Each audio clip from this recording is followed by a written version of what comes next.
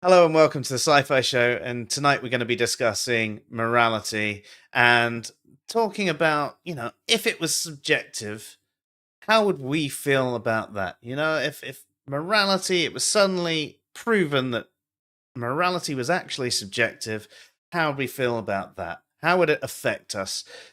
So the goals of this stream are going to be to discuss the features of morality and undertake a brief journey into the various metaethical theories and question how our behaviors may well change if it was indeed proved false. That is, objective morality was proved false. I suppose we should start by defining our terms so that it everyone is on the same page. Martin, what do you think your understanding of morality is? What is morality? Well, morality is just the way we discern between good and bad, right? So, and then objective morality would be morality that is grounded objectively in some sort of reality. And Dave, do you have anything else that you want to put into the definition of morality? Nope. I mean, morality basically just speaks to what is good, what is right and wrong. Objective morality would mean something along the lines of we can be right or wrong about our moral judgments. So, I mean, objective morality, at least in the sense we're just talking about now, is sort of the meta-ethical question, isn't it?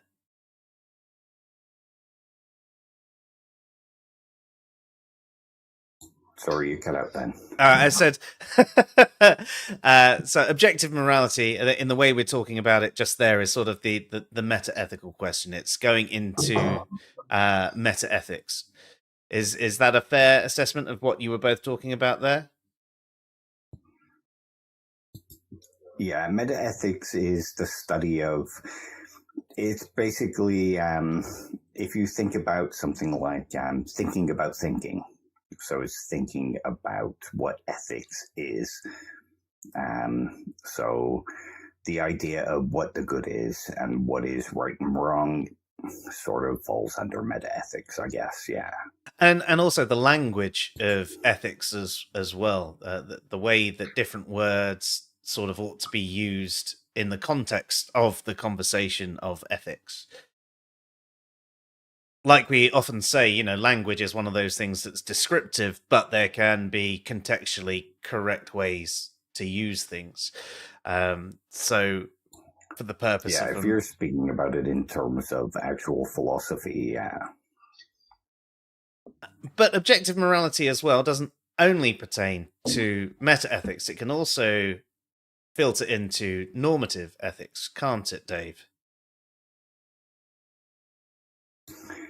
Yeah, because to be objective would mean that there is right and wrong answers. So in the case of normative ethics, there is actually right and wrong ideas about what is the right and wrong action, so to speak. So, I mean, when someone says normative ethics, what do they mean? It means the way that we ought to behave, basically, when it comes to good and bad and right and wrong decisions. So, sort of, there is a right and wrong way to wire a plug, and that would be that there is a normative way to wire a plug, at least in the UK. Yeah, that makes a lot of sense. And I suppose that's one thing you could say Is about it brown right, blue left? I can never remember without looking at it. In fact, I've got a plug over there that's half unplugged in that drawer if you really want me to check. But no, and actually, that what you say about there is, we've got a standard for the UK, but actually wiring a plug somewhere like the US would be different, and those standards would be, correct. So within normative ethics, you can also have different standards, can't you?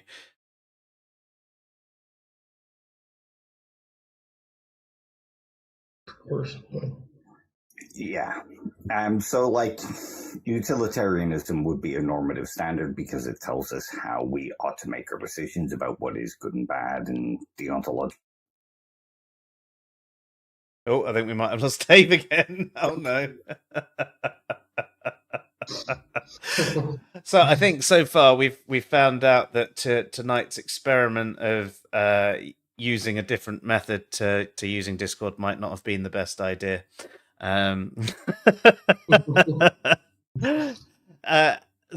We'll carry on. Dave was basically going to talk about how there can be different standards. Utilitarianism is a normative standard that's got its calculation based on pleasure. It's a hedonistic calculation. Yeah. There you go. The hedonic calculator. Yeah. Can you hear me? Yeah. You're back. We can hear you. And there's other standards as well, isn't there? Yeah, there's like I said, utilitarianism, which, like you just said, and there's deontological ethics, sort of Kantianism, which says that right and wrong decisions lie in duty, and there's actual rigid ideas about what we ought to do. But normative just basically is the way we ought to behave.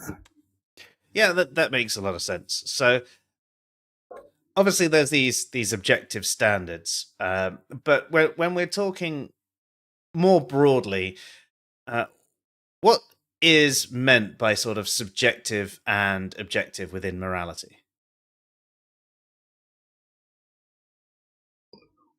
Does Martin want to take that one, or do you want me to do it?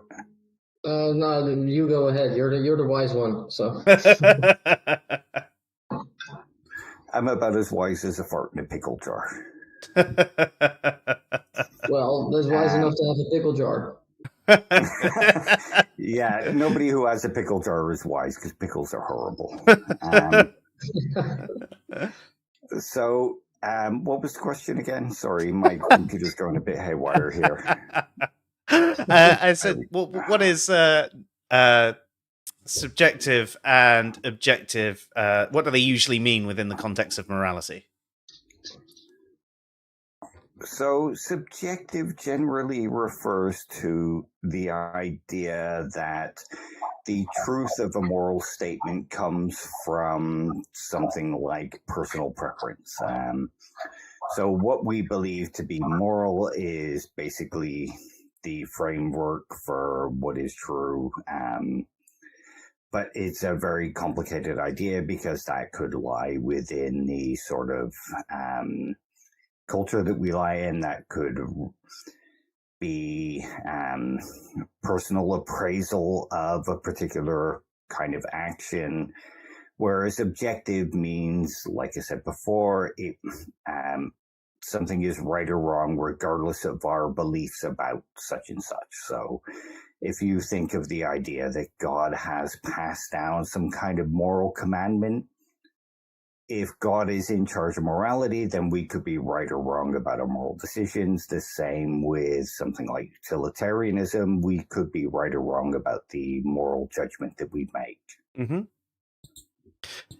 Yeah, that makes a lot of sense. But I suppose with a normative objective standard, it's probably different to the metaethical version of objective, which is sometimes called moral realism. Moral realism is slightly different in that there are truths to moral facts. There are moral facts out there that exist in a sort of free-floating realm that I suppose it's, if you think of something like 1 + 1 equals 2 is a fact that exists out there that is an actual reality rather than something that is human discovered or human invented.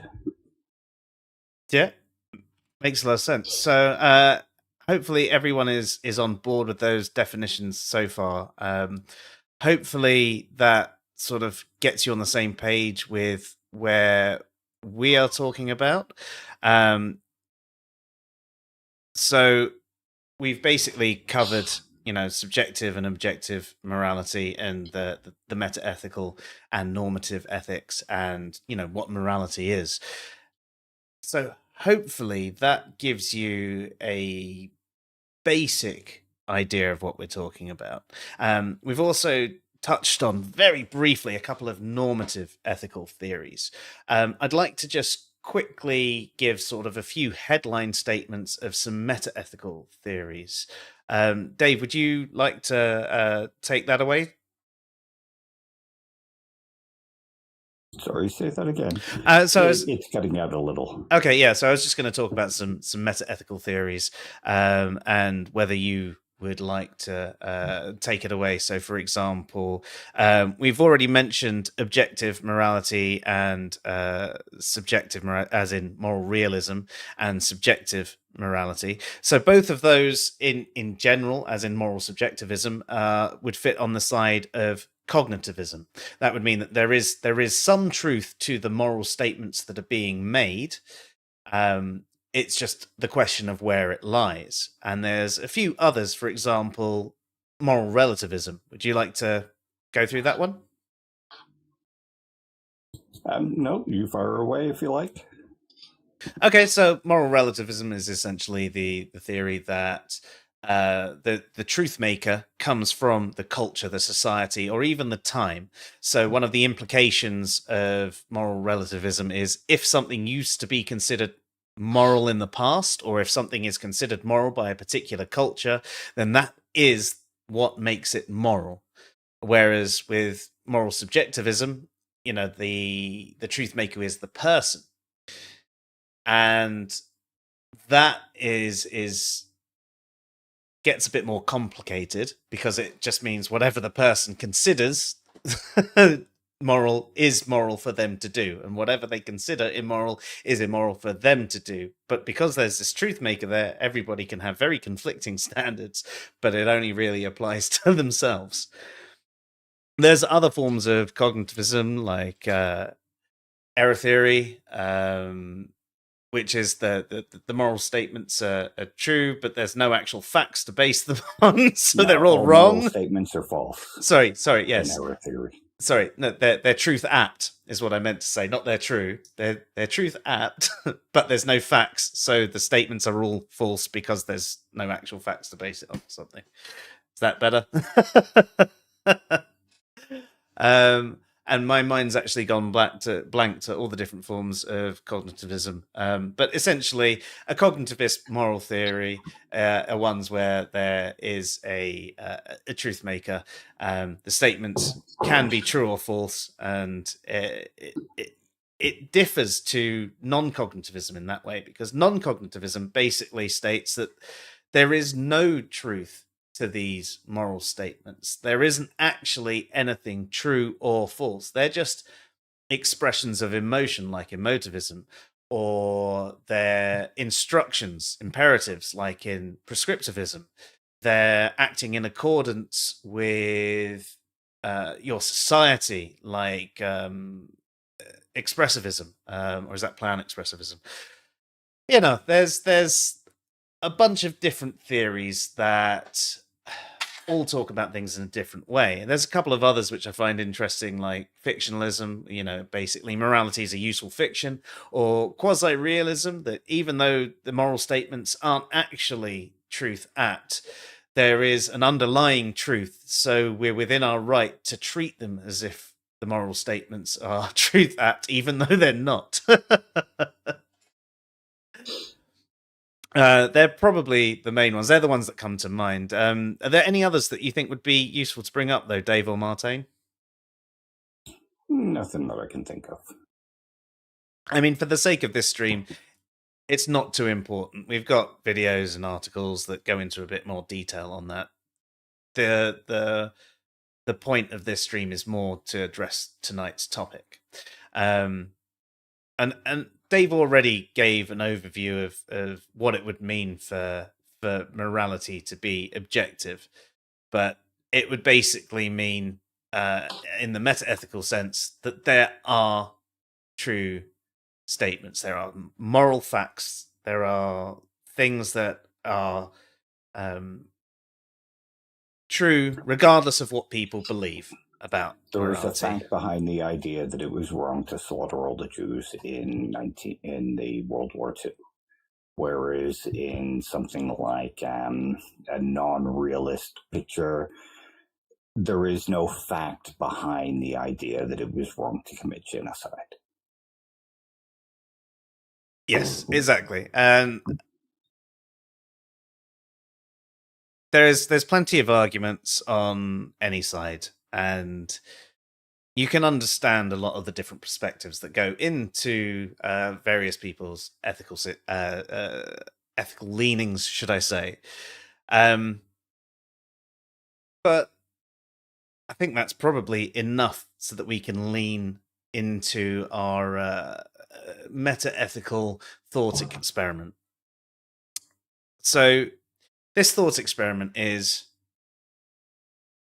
all forms of objective morality have been proven false. So that's both on the normative ethics side and the meta-ethical side. Okay, so moral realism and all the objective standards, they're all false. But what's more, there's no truth to any moral statement. So cognitivism has actually been proven false. So there's no objective morality, there's no objective standards. Cognitivism is completely false. All that is left is the non-cognitivist moral theories. So how does that impact us, the way we see ourselves, the way we conduct ourselves in the world, and the way the world should conduct themselves?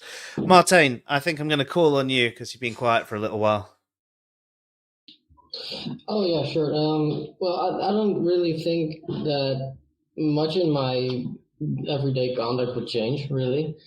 And I think my idea of morality is fairly instinctual, and I don't think my instincts would change just because other people would disagree or think something is disproven or whatever. So.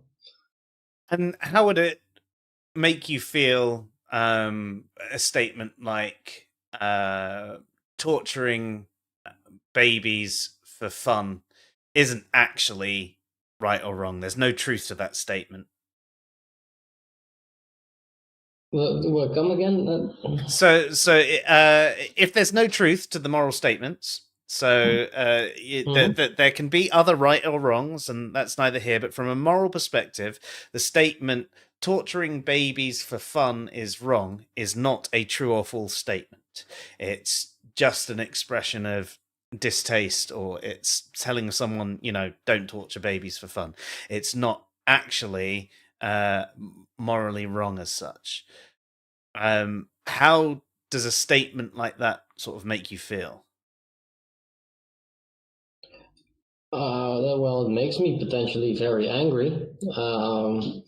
But I'm supposing in this thought experiment, it wouldn't necessarily be a wrong thing to say. So, I guess they would technically be correct. Well, exactly, and for the sake of this thought experiment, it wouldn't actually be wrong. And I think you touch on something there, is the fact that we do have a bit of an emotional, or at least a lot of people do have a bit of an emotional response where they think, how could that actually not be wrong? Dave, what about you? How does that sort of make you feel, and how do you think it would affect you? I don't think it would affect me in any way in particular, because I don't believe that. I used to lean towards moral realism, but the more I've thought about it, the more I think that morality is basically just a constant interplay of sort of social norms, and those social norms exist within personal agents, they exist within the agent's group, they exist within the wider community that the agent exists in, and they exist within the wider culture. And then there's a constant interplay of morality between the culture that the agent exists in and other cultures. So I don't think it would affect anything. I don't think there's any actual facts behind morality in the sense that 1 + 1 = 2 has a fact behind it. I think that it's a mix of sort of cultural relativism and agent appraiser relativism. That's interesting that you bring up something like 1 + 1 is 2, though, because that is something that could also be said to not actually exist. It's just an axiom that's pointing at a couple of reference, and without a Yeah, but human you there. can be wrong or right about it. Sure. But then And when it comes to morality, you can only be wrong or right within certain contexts and within certain frameworks. Whereas with mathematics, it's not quite the same thing. Numbers and numerals might be slightly different, but when it comes to numbers, 1 + 1 = 2, and there is just no other fact about it. They might not be objects that actually exist in the sense that this computer that I'm speaking through exists, but they are fixed kind of facts. Yeah, although I guess they're kind of facts that have. It's a complicated one with the numbers. Do they exist? I mean, obviously, the language and things like that don't necessarily exist past being created by humans, but they're referring to a fixed thing, or at least they can do. One in the air isn't necessarily one, but it's one is relating to a single quantity of something, or a single. That's quantity is not. It doesn't have to actually refer to a quantity, though. The number 1 plus the number 1 equals the number 2. Yeah, that's why I said the quantity isn't necessarily the right word, but it's a unit. Unit. There you go. A single unit. I'm just wondering if an argument could be made that on a broader scale that morality could also be something like that. It's still more complex, but there is still this sort of thing. But obviously, for tonight's example, it isn't. And I suppose when I actually think about how it would make me feel, and I was thinking about this, and it was I don't like the idea that there are certain things that wouldn't actually be wrong, and I understand that that's sort of an emotive argument from myself. I think that there are things that are actually wrong. So I don't like the idea that actually there's no real right or wrong. But from looking into the various metaethical theories, I think that something like quasi-realism actually holds the key to that in itself, because it's saying that there may not be any real truth in the various moral statements, but it's all underpinned by other truths about how might be best to run a society, reduce harm, and all of those things. There might not be any. Don't mean particle in an actual particle sense, but there may be no particle of morality, but there is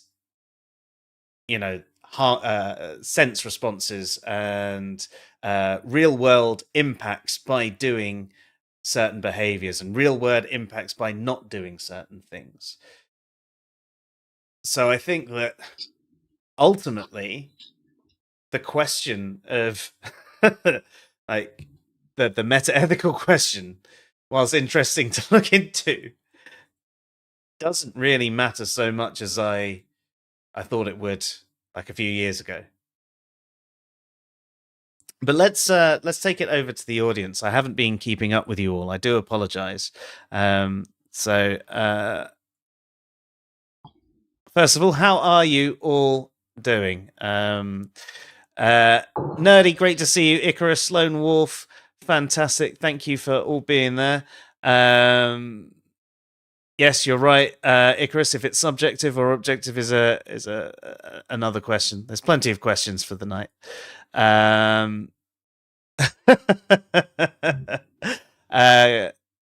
If morality was subjected, I would, as in subjective, you would feel exactly the same as you feel now. That's fair enough. I think that's one of the things that I've come to realize is that I'd probably feel a bit angry about certain things, but in general, it's not as impactful as I thought it was going to be. Morality is a hot fudge sundae on a hot summer afternoon. Well, really? Hot fudge sundae? As in fleeting and full of air, I guess. Yeah, we live in the UK. We don't know anything about hot Sunday afternoon.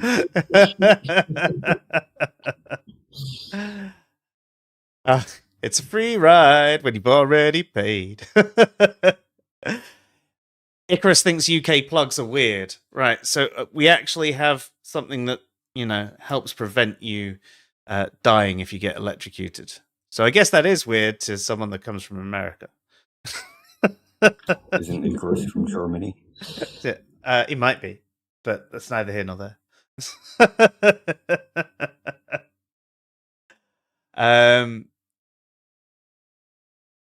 Physics determines how plugs are wired. Well, I think there's governing bodies that also take part in that. Okay, so Dean Kruger says, surely if one single person does not share a moral, that moral is subjective. Not necessarily so. They could just be wrong. So if objective morality, as in moral realism, was true, then anyone that disagreed with it would be wrong. In the same way that people disagree about the shape of the Earth.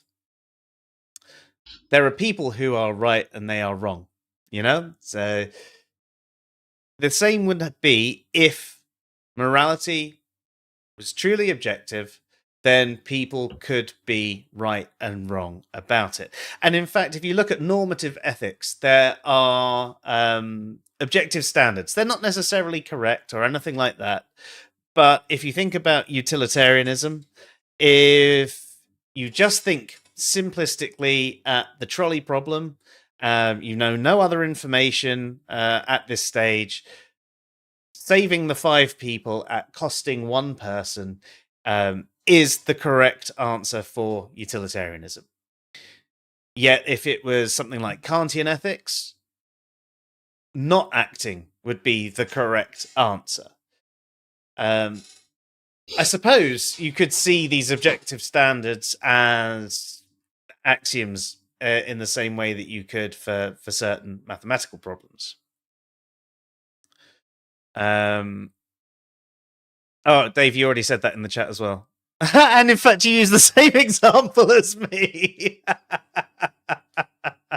What was that? Sorry.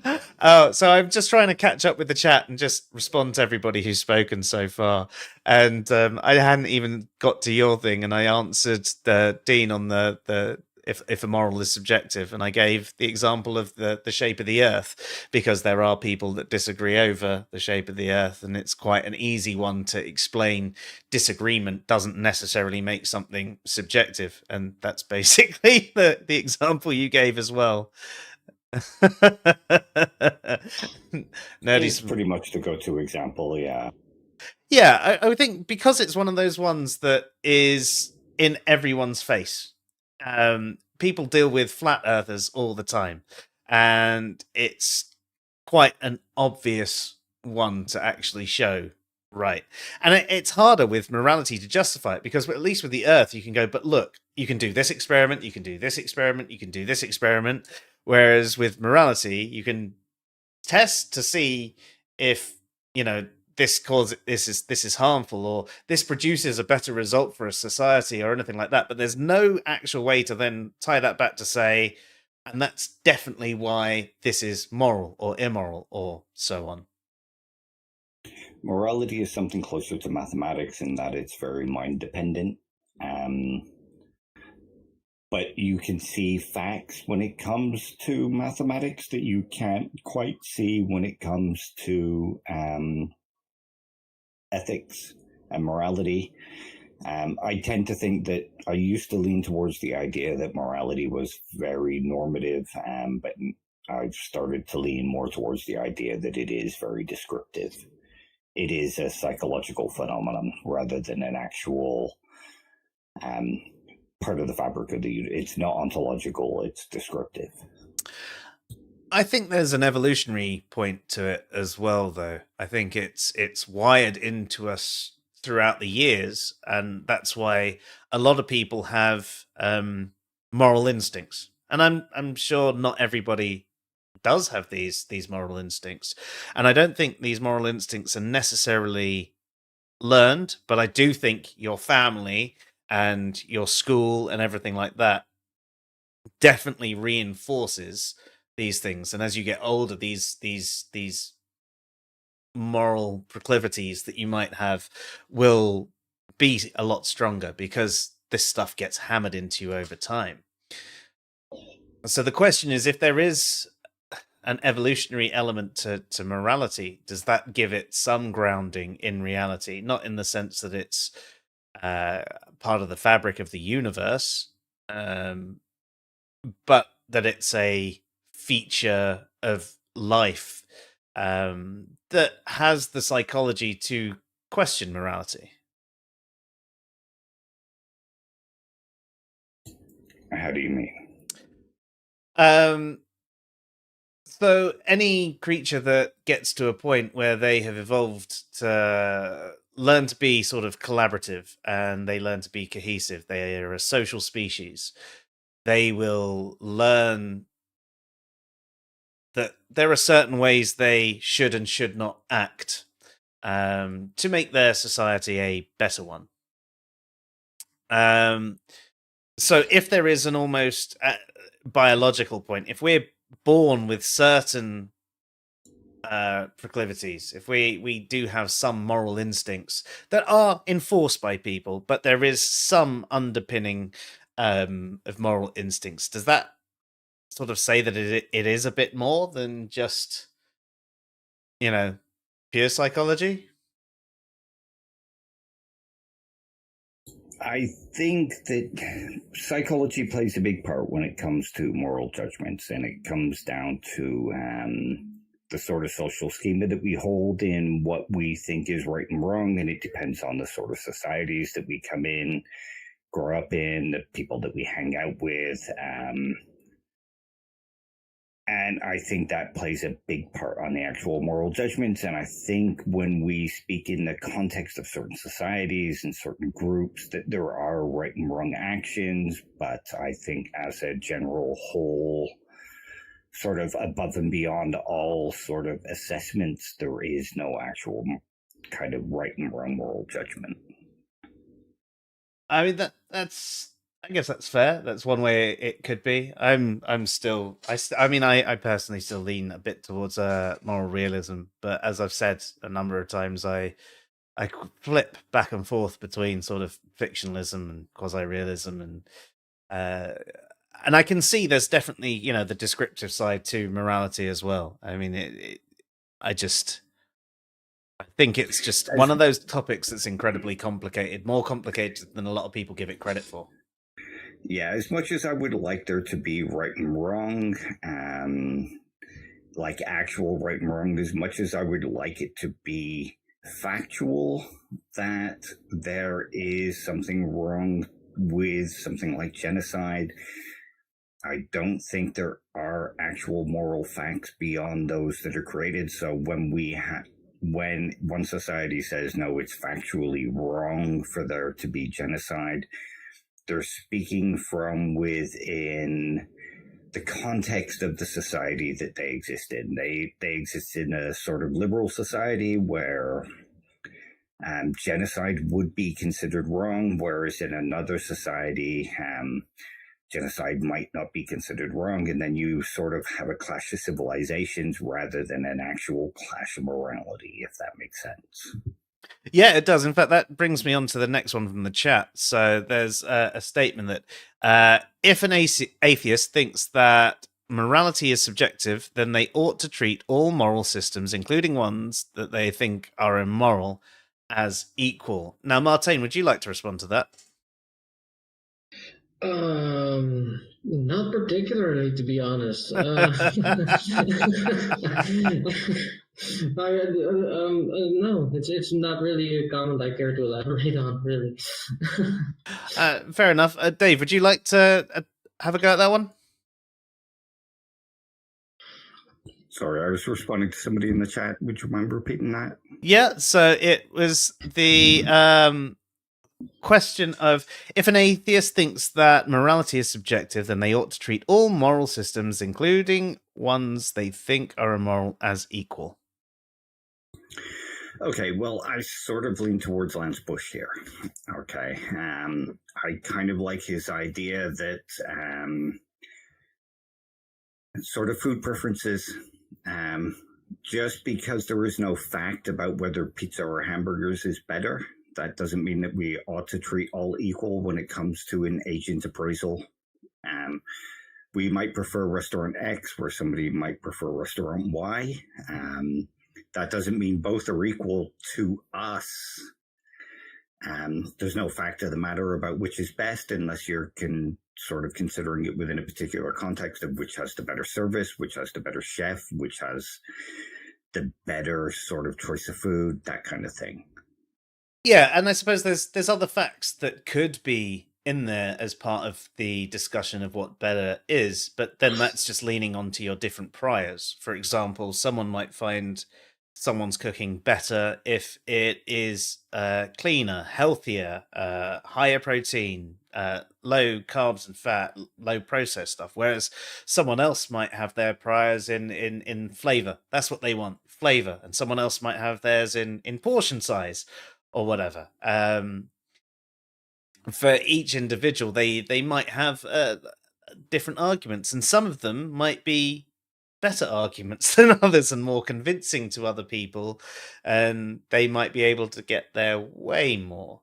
So I sort of agree that you shouldn't necessarily treat all moral systems as equal. I don't think it's possible for an individual to treat all moral systems as equal. There will always be some kind of favoritism between what they think is moral and what they think is immoral. There just doesn't happen to be a fact of the matter. It's sort of like, is The Dark Knight a good film? Is Heath Ledger a good Joker? I don't think he was. I think he was great in the role, and I think the film was pretty good, but I don't think he was a particularly good Joker. But there's no fact behind the matter apart from within the context of how the Joker is portrayed within the comic books. Does that make sense? Yeah, definitely. And I think that actually works as another good one to do it. There's all these different preferences that people might have. There might be a lot of preferences that people agree on. You know, what makes someone a good actor, what makes something a good film, what makes something a good piece of music, piece of art, or anything like that. There can be a lot of agreement. Yeah, think of something like Kendall Walton's idea about objective art. There are objective standards when it comes to particular pieces of art, so cubism or surrealism. But there is still a separate matter of whether the person likes the piece.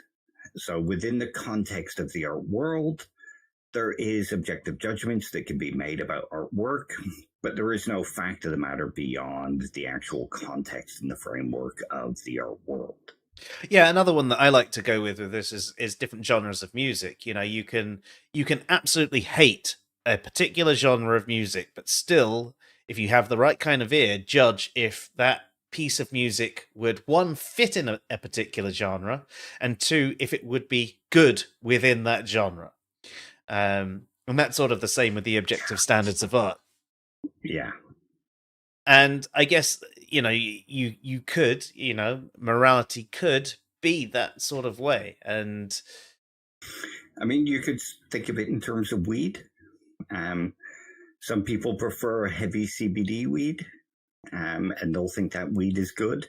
Some people prefer high in THC content weed.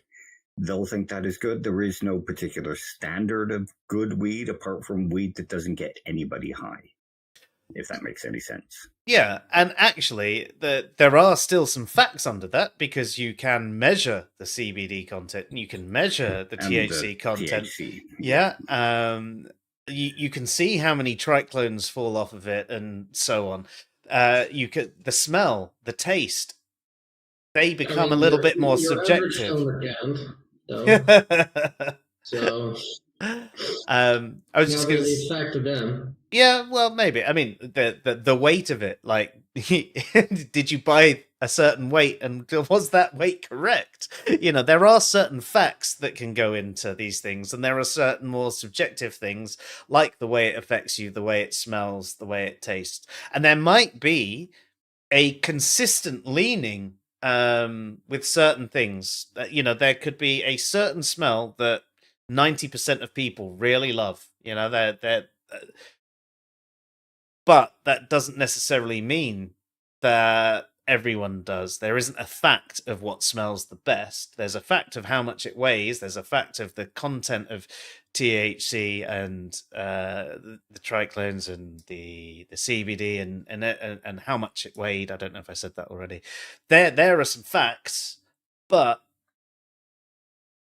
yeah, the preference of how you like it will differ from person to person. There's no fact of the best. It's the best for me, the best of what I like. And you could even say the same, even with morality. You could say that there is things that would be best for a society or best for an individual or anything like that, and there can be factually good statements, and that, as in, this will reduce the most harm, this will produce the happiest people, this will, all of those things can be true, but there could be the state of there is no actual truth to it being moral or immoral. Morality could just be a shortcut in language to, because it's emotive. Morality, moral language is incredibly emotive. You tell someone that they're evil, right? That has a lot of power. A lot more power than saying, well, no, you shouldn't do that because of these reasons here. Da da da da da da da. Much more effective to say someone's evil. And look at politics and things like that. The moral language is all through that, how they so awful to their oppositions and things. So moral language has power, but maybe part of what would take the power away from moral language is more people thinking that actually there's no actual truth to these moral statements. It's just a judgment that someone's making and is being used to further a particular goal. It's entirely possible.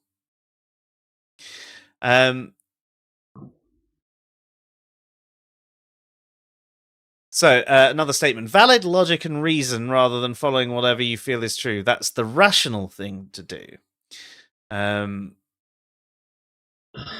Valid logic and reason would get you to existentialism, and it would get you to moral realism, and it would get you to moral nihilism, and it would get you to a whole bunch of other things. If you think valid logic and reason is anything other than arguments following a particular logical structure, then you probably don't understand logic. That's a fair way to put it. I mean, there's often that common when people talk about logic, especially when it comes to terms like valid. Often it's confused with things like sound, and yeah. Or valid as in this is something that I accept is a good argument. Exactly.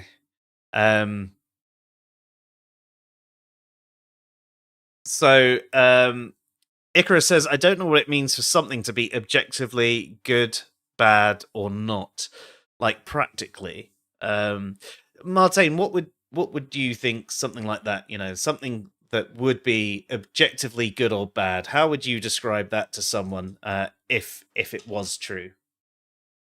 Well, the question was what it means, and I don't really particularly think it means anything. As in, I don't think that it would have consequences.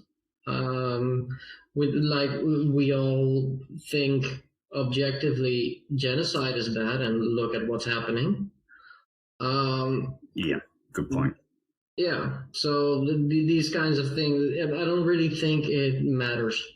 Not at all. In the end, the world and society are run by might is right, and I fear that's what we have to deal with in terms of reality. Yeah, that's a fair point. I suppose ultimately it doesn't really matter if there is objectively good or bad because the way society is run is different. I'd say, though, that if something was objectively good or bad, it would just mean that it would be correct that something is good or bad. That would be the ultimate meaning of it. It's in the same way that 1+1 is 2. That is Um, objectively correct. well, let me put it something like this, though. Let's say democracy is the objectively correct way to run a society. And there are actual facts out there in the universe, and they exist in an ontological manner that won't change anything to those who live under the system of Juche. Oh, there's Martine. What were you up to? Can't Hopefully, smoke with the dog in the house. fair. Hopefully that answered that a little bit for you. Does that? I mean, let us know. I know I'm only halfway down the chat, so I'm catching up with everybody. Okay, so Pandemonium. I think morality as a coercive fiction, just like Santa Claus Naughty Nisus. Actually, that's something I just said a little while ago. Is moral language is quite emotive. It's quite motivating as well.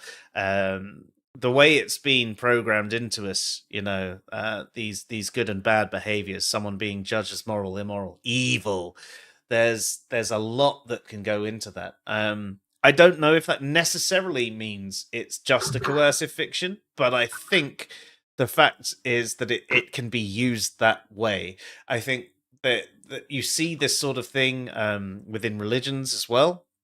There is often a lot of coercion there. If you follow this religion, you get this reward. If you don't follow this religion, this is your punishment.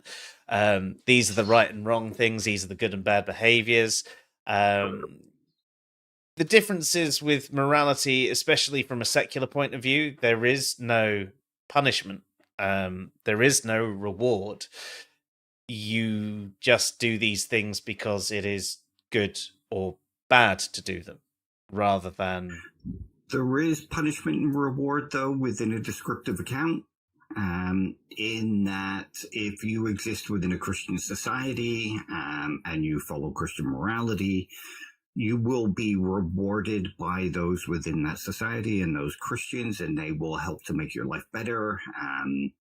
Whereas if you are an atheist within a very heavily Christian society, you might be punished and you might be ostracized. So there is still reward and punishment within that kind of descriptive system. Yeah, and even to that, there is a bigger reward, not necessarily a direct reward to yourself, but if you think about your society, if everybody acts morally within a particular society, the society should flourish, and therefore that gives benefit to everyone in that society, including yourself and your family, and that could be regarded as a reward as well. That's why I lean towards the virtue ethics account mostly. That's fair. We didn't even cover virtue ethics tonight, but I don't think it's necessarily fit for Virtue tonight's ethics conversation. isn't the kind of thing that fits in within a right and wrong action. Yeah. And we have done streams on virtue ethics before as well, and they were good. They were a good laugh. I enjoyed them. I actually do really like virtue ethics. It's very, very. I guess it's a lot more complicated in certain ways because you have to think a lot more about everything within yourself. Not necessarily. I'm a big fan of Taoist virtue ethics, and thereby the virtue is to not overthink things. So that's fairly easy. I suppose the act of Wu Wei as well. Yeah, exactly. Yeah, that's fair. I tend not to think about it in terms of that until I remember it and go, yeah, I wish I remembered that at the time.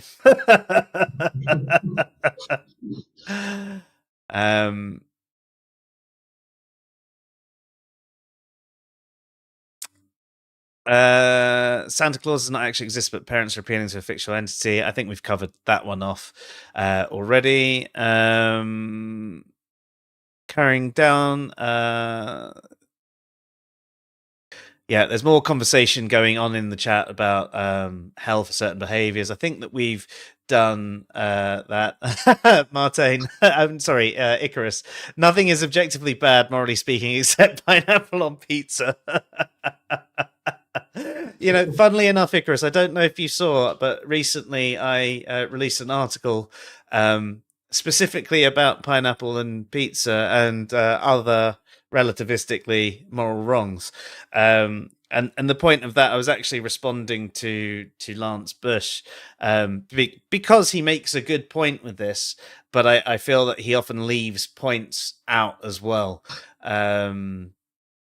When discussing this topic, there's sort of he's very, very, very much in the anti-realist camp. So he is, and he's somewhat not charitable to takes that can be often too simplistic, and doesn't necessarily balance those things. I mean, he's got a lot of good knowledge and he's absolutely fantastic at what he does, but I just wanted to provide a little bit more context to the overall conversation and what people could have meant that would mean that his statement that all arguments for against moral relativism were bad. But yeah, if you're interested.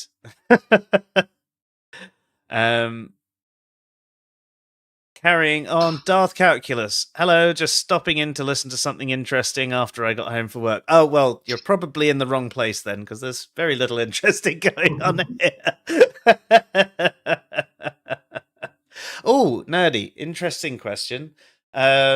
Is subjective morality dependent on justice?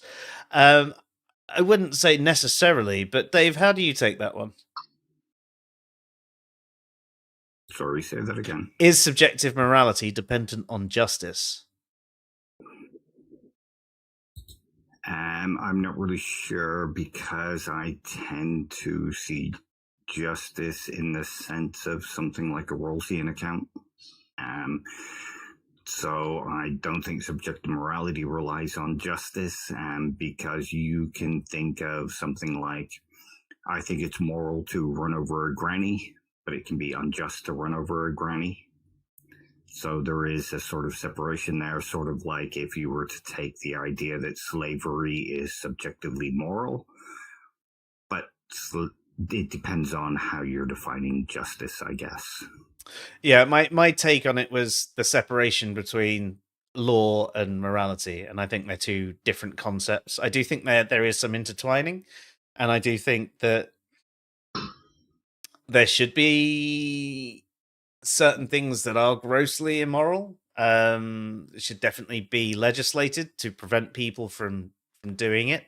But I also think that there are plenty of laws that have absolutely nothing to do with morality as well. Legislating things has very rarely stopped people from doing something. That's fair. Yeah. Well, yeah, that is true in and of itself, but I think that having that there is a sort of protection, and it can prevent some people from doing it. But you're right, and most people who are going to do the bad thing are probably going to do the bad thing anyway. Most people who do the bad thing think they aren't going to get caught. Exactly. That's the point. Yeah. Yeah, and as we know, punitive justice doesn't really do much anyway. It doesn't really rehabilitate anyone because it's not proper rehabilitative justice. So we could go on rants about everything wrong with the law and the entire legal system, but and I'm sure that would make you very happy, Martin. I'm going to study it. But yeah, I think we'll have to leave that one for another day.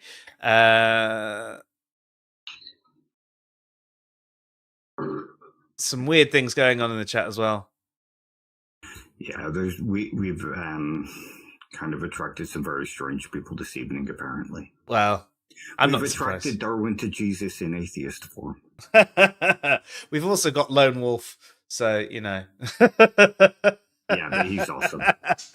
Of course. And Luke. Hello, Luke. Luke.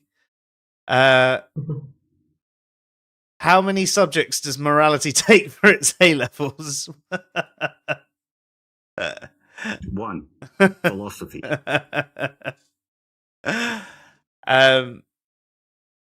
Awesome. Okay, I'm actually caught up. Okay, yeah. So just last one. Just because there's a true fact in the world does not prescribe any moral judgment to that fact. No, that's what we've been saying. Like, that I'll disagree with that slightly. It prescribes a moral judgment, but it doesn't it doesn't prescribe the moral action that someone takes.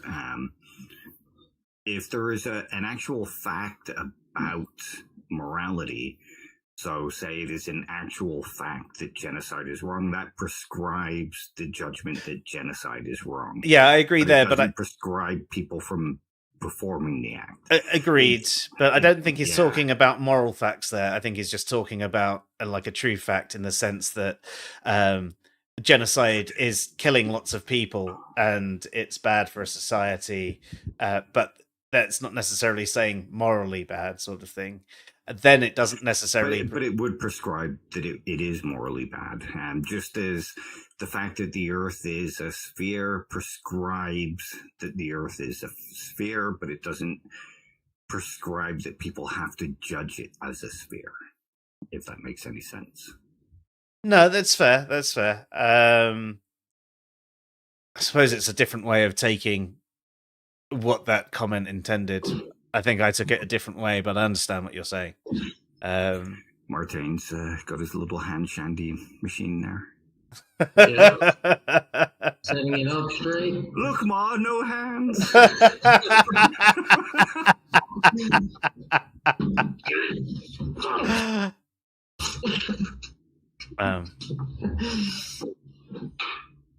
Cool. It's just my brother here.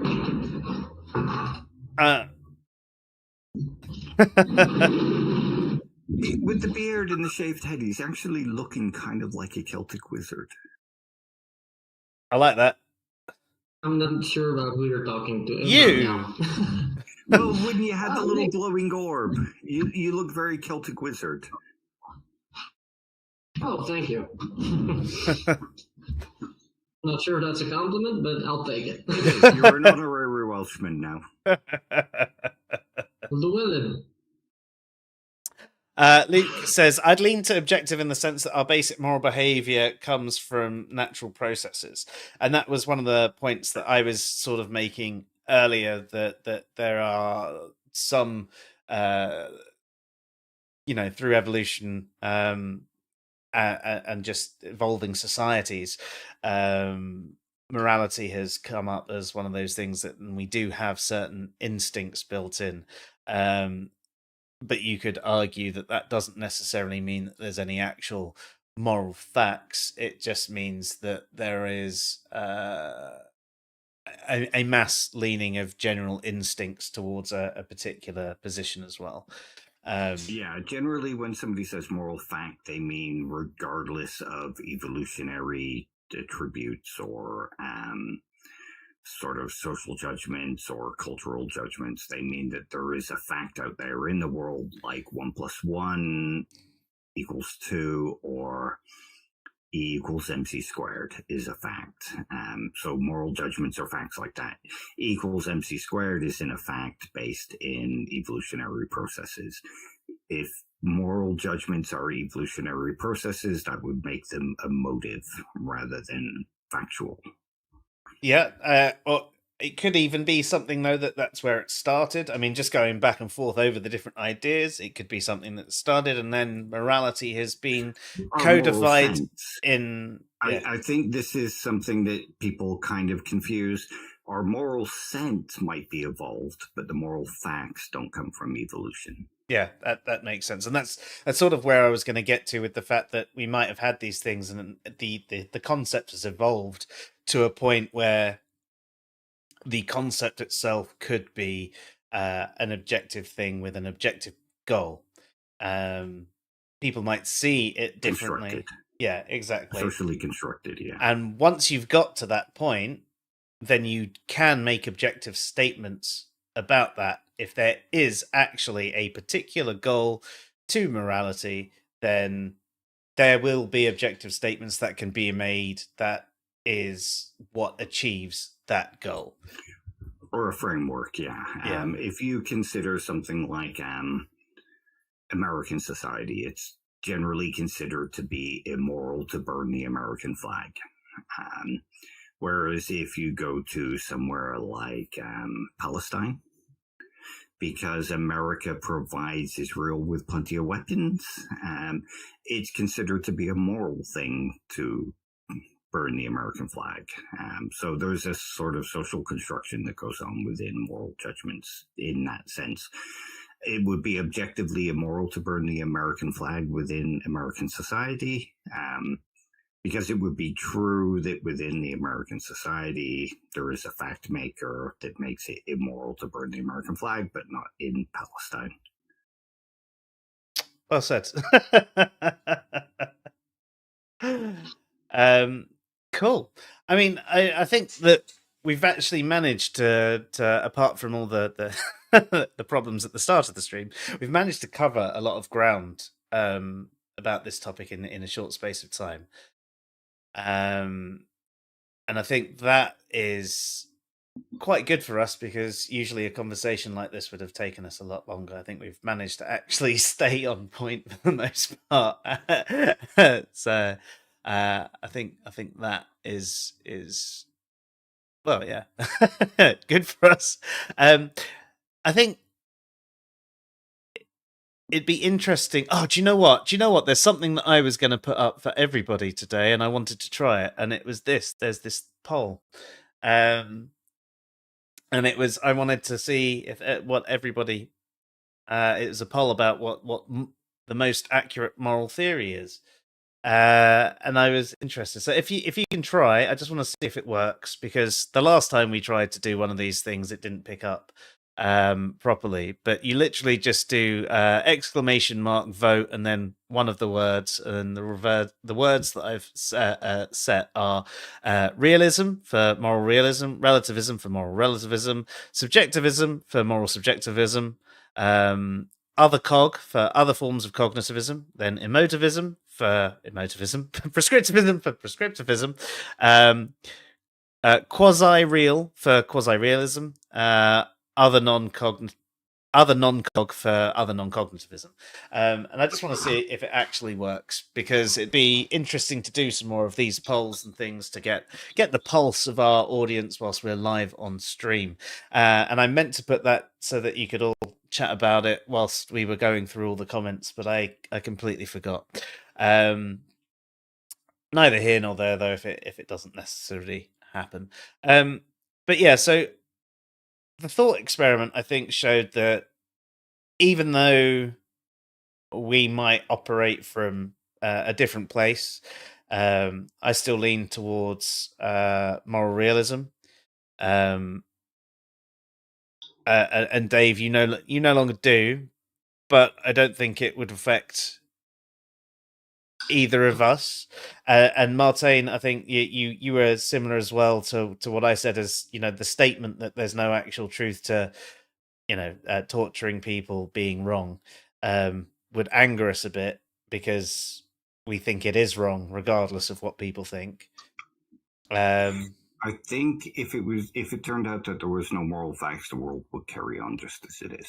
Just as like saying that there's no fact to actual human rights beyond the sort of society that grants them, means that the world just carries on as it is. That's a good point. I actually saw someone making a statement about their rights that they have. You know, you can't take that away from me. That's one of my rights. And it's like, well, rights are basically given to you. Actually, that's Yeah, even when you say that rights are grounded, like when you say rights are God given, well, you're just grounding them within a certain Christian framework or within an Islamic framework. When you compare, say, the Islamic framework and the Christian framework, they're just two competing theories, and whoever picks one, and whichever in the society, whichever one has the most might is the one that makes the right. Also, I wouldn't necessarily say rights are given. Rights are freedoms that haven't been taken away. Yeah, rights are things that we fight for against an oppressive class, basically. yeah, that's fair. That's fair. But either way, they are things that can be taken away. Yeah. Just as At the point of it, at the edge of a sword, basically. Sorry, I missed that, Mate. Yeah. Always with the threat of death. Yeah, there is that.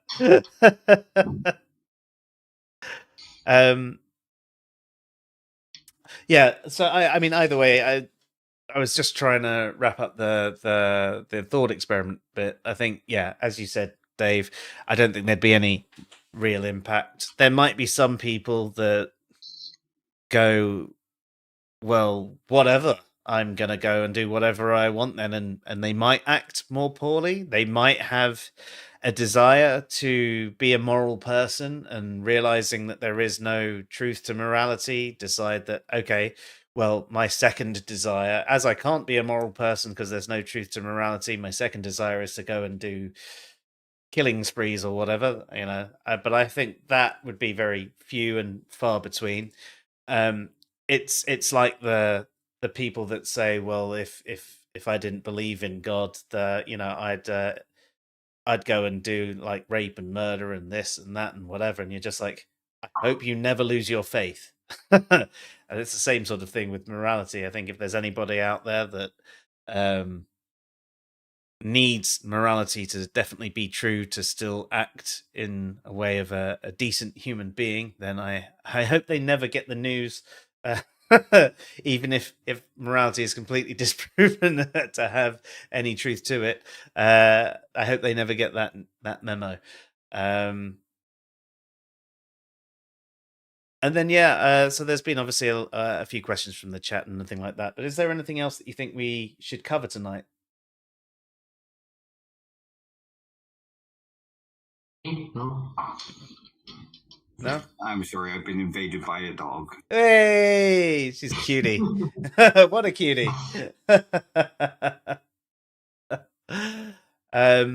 Cool. I'll just quickly quickly check the chat one more time. There's definitely a little bit of drama in the chat, isn't there? Ooh, drama. Heartbreak high kind of drama.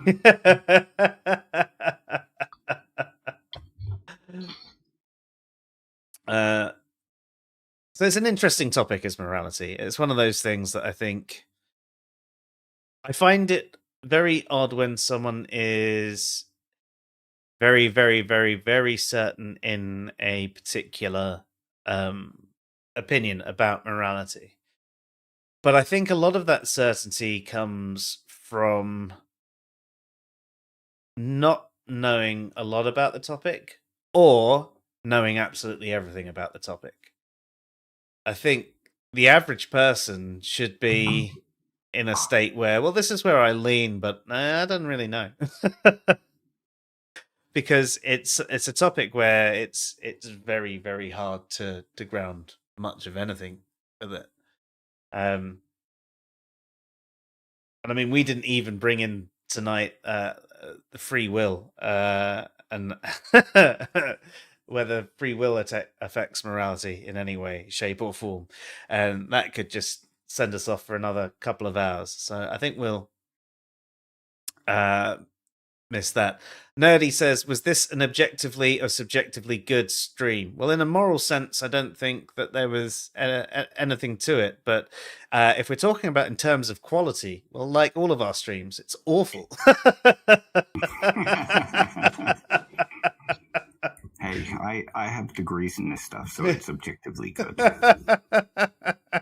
It's a bit like pizza, you know, with the pineapple and stuff. And I guess on the scale of pizza and pineapple, this was a sandwich. I love the fact that you actually errored out there, so your point was lost. I think that makes it even better.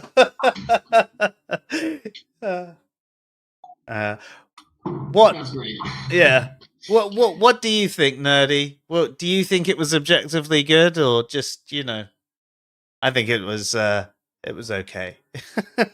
It's been a while since we've only done a couple of streams since coming back to it, and my brain is still very fried. But hopefully we're getting back into the flow of things again, and we'll start doing more, and perhaps be a little bit better.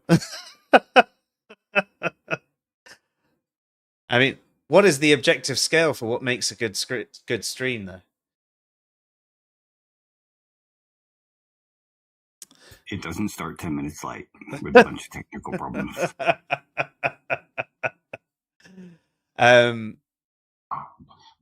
So, Bible, yes, morality is moot without agency. As the thought that edges me over the non-realist edge. I mean, I would love to pick this up in a future stream, because we can go into so much depth about that sort of thing. Though I think we do have agency, so it might not be how the libertarian free will folks think agency is, but it's a bit different. I like it, Nerdy. From a utilitarian point of view, it was useful. But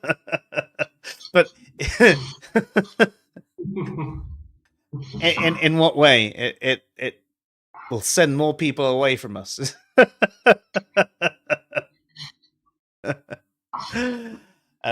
Right, cool. Well, thank you both for joining me here tonight. It has been fun to do one of these streams again. And hopefully we can start doing more again soon. I am planning on doing a stream next Wednesday if you're both available. I haven't decided on a topic yet. But the Wednesday following, I don't think I'm going to be available. In fact, I know I'm not available because we're going to Greece. So, but if you're back next week, what do you think? That should work, yeah. Yeah, sounds good. Wicked. So, if anyone's up for it, we should be back at 9 p.m. British summertime, unless the clocks change. When do the clocks change? I don't know. Whatever it is, it'll be 9 p.m. our time, as long as we're not late.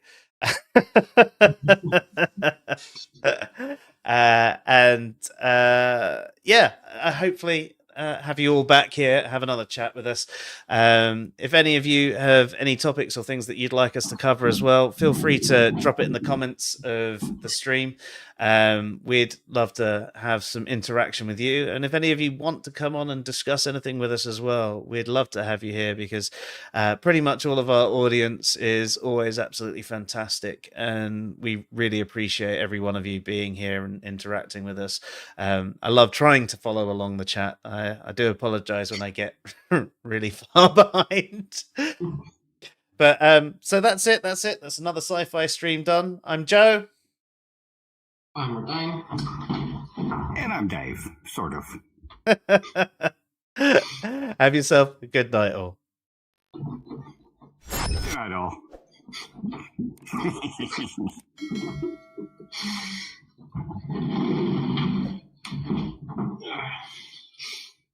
Oh, donker. Oh, It's painful when it hits the tip of the knob. shit, motherfucker. God damn.